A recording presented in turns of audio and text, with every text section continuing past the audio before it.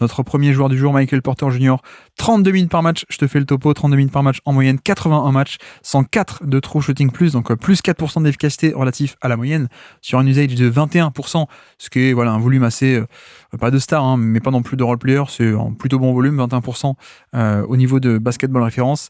Et c'est vrai que pour te lancer, on est sur une saison classique d'un bon joueur dans son rôle en fait. Saison classique, mais moi qui me déçoit un tout petit peu. Alors tu vois, c'est marrant parce que moi j'étais sur l'usage de cleaning de glace et qui est à 17,8. Et c'est vrai que dans mon référencement, je me suis dit, waouh, mais tu vois, quand j'ai commencé à fouiner les chiffres de Porter Junior, je me suis dit, ah mais il a que ça comme usage, Porter Junior. Donc moi le premier truc que j'ai noté, c'est qu'il a été là 80 matchs, donc ça c'est génial par rapport à son historique. Donc t'as dit que c'était un score efficace, effectivement. Moi par contre, ce qui m'a surpris, c'est le fait qu'il soit assisté sur énormément de ses paniers. En fait, je trouve qu'il ne crée plus rien. Il n'auto-crée plus rien, pardon. C'est-à-dire qu'il est assisté sur 96% de ses 3 points. Donc c'est des scores Sam Hauserien pour référence à un bostonien. Et même à 2 points, au final, tout ce qui n'est pas assisté, ça va être sur du rebond offensif ou des putbacks ou des choses comme ça. Enfin, je m'attendais à quand même, je m'attendais à ce qu'il ait plus d'autocréation et finalement pas tant que ça. Donc moi je le vois quand même comme un role player quand même, parce qu'on est à peine à 17 points, donc le volume il est pas dingue non plus. Par contre il est toujours aussi bon au shoot. Vraiment excellent spacer. Il a toujours sa taille pour lui, c'est-à-dire que quand il joue avec le 5 majeur classique des Nuggets, il joue poste 3 à 2m0, j'imagine 2m08 environ, donc c'est quand même immense pour ces postes-là. Voilà, dans les autres défauts que j'ai pu noter, c'est qu'il va quasiment jamais au cercle. C'est-à-dire que là, il a 22% de ses tentatives au cercle, et il y en a beaucoup, c'est effectivement sur rebond offensif, parce que moi j'ai trouvé que dans tout ce que j'ai pu voir, c'est qu'il avait une bonne qualité de rebondeur offensif, il se bagarre bien, il y va souvent. Je trouve ça plutôt cool de ce point de vue. Donc voilà, reste un super spacer de très grande taille, plutôt mobile en plus. Donc ça c'est hyper intéressant, mais je suis quand même assez déçu de l'évolution pour un joueur qui a un gros salaire quand même, donc voilà. Évolution ou non évolution presque, on peut dire parfois. Ouais, exactement, parce qu'en plus il fait une moins bonne saison quand même. Dans les chiffres l'année dernière c'est encore mieux, et cette année c'est un petit peu moins bien en termes notamment d'efficacité, où l'année dernière il était vraiment excellent. Donc c'est un petit peu moins bien cette année. Il y a toujours pas de passe. Toujours très peu de passes. Et en défense, par contre, je trouve que il est plutôt rentré dans... Là, on sait qu'il a son rôle et qu'il le tient bien de manière globale. Par contre, je trouve que c'est un mec qui ne vit et meurt que par son shoot. C'est-à-dire que le jour où le shoot rentre pas, je trouve qu'il est pas hyper utile quand même, malgré tout. Oui, tout à fait. Non, mais c'est aussi le cas un peu particulier de Michael Porter Jr., qui, en fait, le fait que ce soit un joueur à rôle assez spécifique, avec un profil assez spécifique, bon, ça, c'est pas étonnant. Il y en a plein des comme ça. Ce qui est étonnant, c'est que, je sais pas si tu sais, mais c'est un mec qui a un background qui était le meilleur lycéen du pays, quoi. Et qui était attendu premier de la mock draft 2018, même pas un an avant la draft. Donc, quelques mois avant la draft, il était projeté meilleur que Luka Doncic, hein, au niveau de l'Euro 2017, où Luka Doncic a tout pété. Mais je dis ça, pourquoi ? C'est parce que, en fait, il y a un peu un mauvais casting, je trouve, par rapport à ça, à ce passif de lycéen superstar. Alors, il y a des blessures qui sont passées par là, ok. Mais tu sais, il y a des gens qui disent, oui, en fait, c'est un ancien lycéen, beaucoup affecté par les blessures et tout, mais allez voir des highlights. Alors, j'y suis allé. Et en fait, non, c'est le même. Hein. C'est le même, c'est-à-dire un mec qui faisait pas de drive, un mec qui était juste du pull-up, du shot-making. Et donc, je pense qu'il y a eu un peu un mauvais casting pour lui dès le début, où en fait, tous les scouts, les scouts un peu amateurs ou alors de médias, tout ce qui est ESPN et tout, l'ont projeté très haut parce que la taille, le pull-up, et donc on dit, ah, bah c'est Kevin Durant.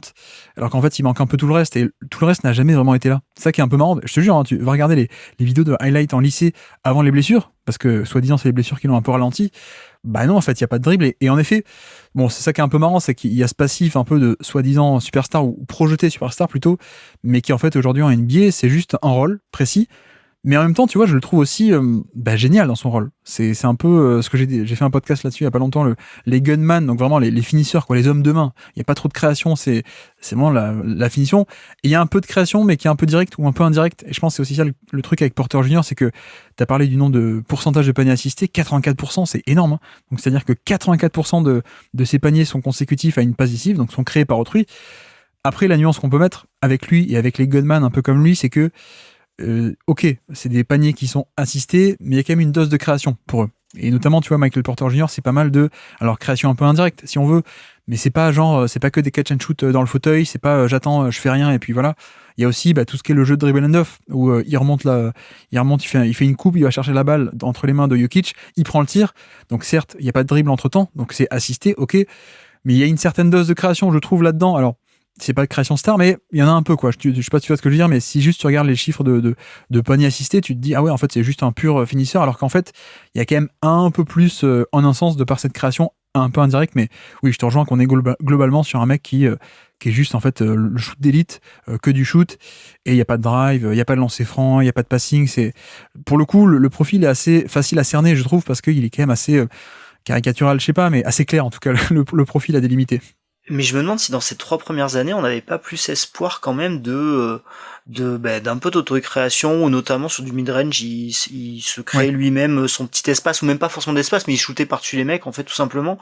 Là, je me suis envoyé tous ces paniers non assistés de l'année. Ça m'a pas pris des heures.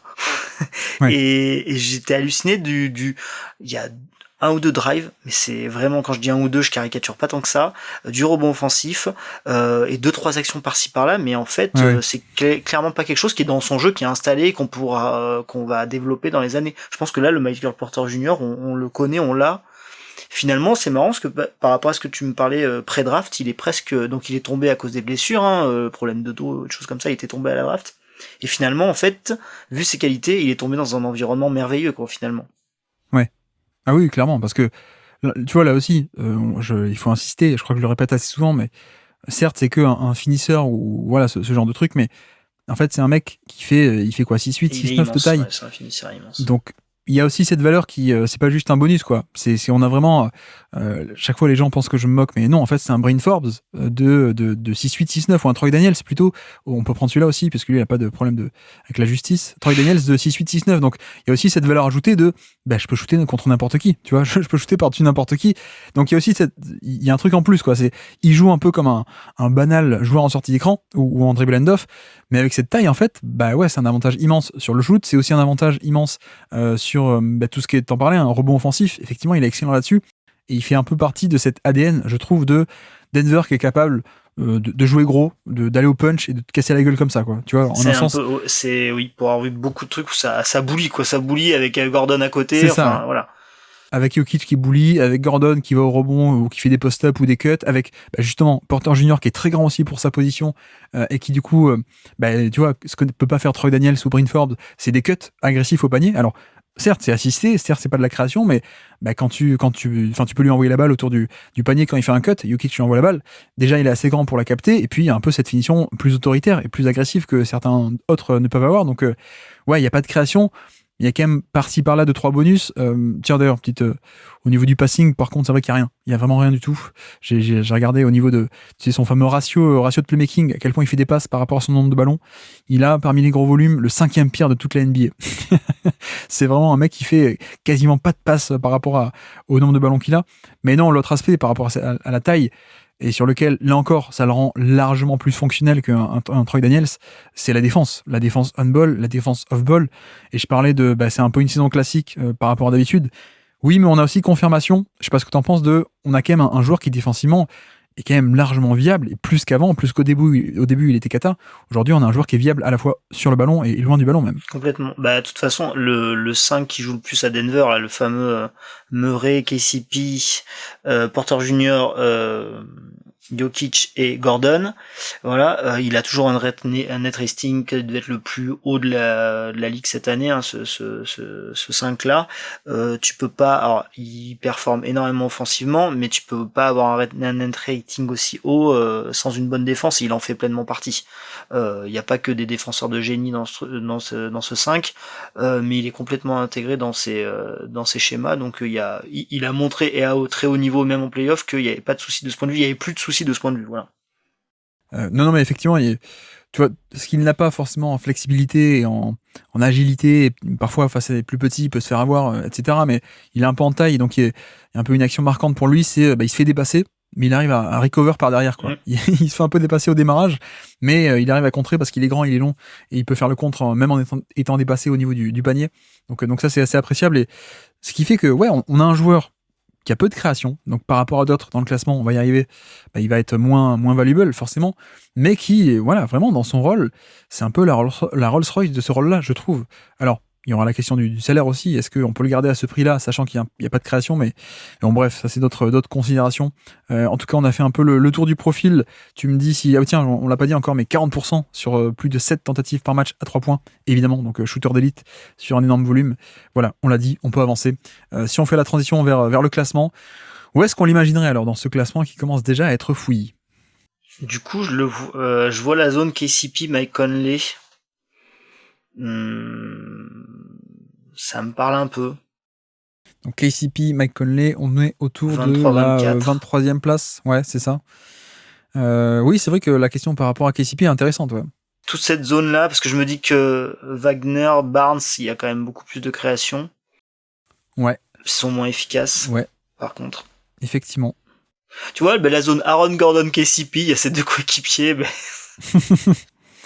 Effectivement, donc pour vous dire, on a Aaron Gordon 19, Franz Wagner 20, Scotty Barnes 21, et ensuite on attaque Jaden McDaniels et KCP, donc plutôt de 3&D.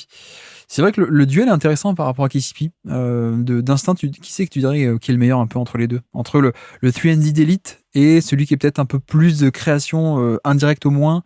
Duel intéressant.